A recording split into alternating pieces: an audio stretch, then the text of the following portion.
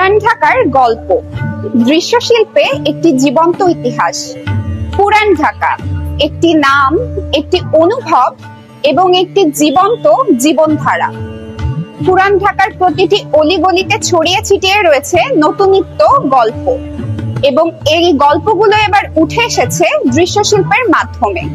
বেঙ্গল বইয়ের শুরু হওয়া মোনেম ওয়াসিফের ক্রমশ দৃশ্যশিল্প প্রদর্শনী যেন আমাদেরকে সেই হারিয়ে যাওয়া পুরান ঢাকার স্মৃতিচারণ করতে সাহায্য করে।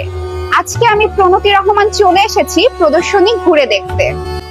গ্যালারির ভেতর ঢুকতেই মনে হলো পুরান ঢাকার গলির মোড়ে হেঁটে চলেছি আমি, যেন সময়কে ছুঁয়ে দেখার এক অদ্ভুত প্রয়াস।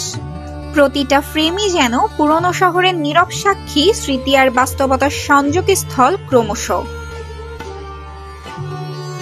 আলোয়াধারী শহরে আজো বাজে উৎসবের ঢাক, নীরব দুপুরে একা কেউ ব্যস্ত, আকাশে কেবল কাকের ডাক। ধুলোমাখা গলিতে শৈশব দৌড়ায়, হাসি উড়ে যায় হাওয়ায়।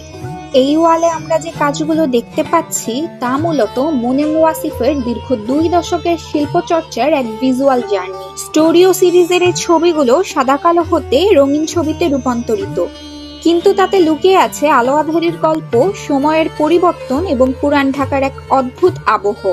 কিছু ছবিতে আমরা দেখতে পাই নীরব মানুষ, অগোছালো পরিবেশ, কোথাও যেন এক ধরনের রাজনৈতিক বিশৃঙ্খলা, আবার কোথাও নিখাত শৈশব বা শহরের একাকিত্ব। ওয়াসিফ এখানে কিছু হয়তো আমাদেরকে বোঝাতে চান না, বরং আমাদের চোখ দিয়ে সময়কে ছুঁয়ে দেখতে বলেন।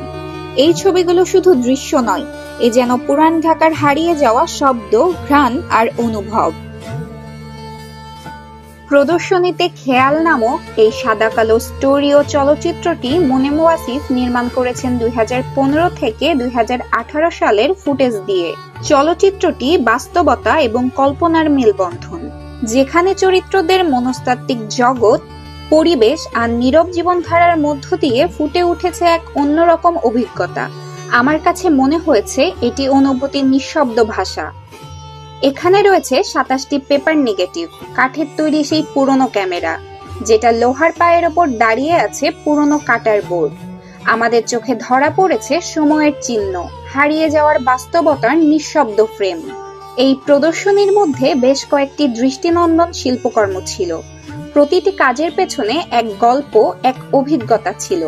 বেশিরভাগ দর্শকই এই প্রদর্শনীতে পুরান ঢাকার ঐতিহ্য ও জীবনধারাকে নতুন দৃষ্টিকোণ থেকে দেখতে পেরেছেন।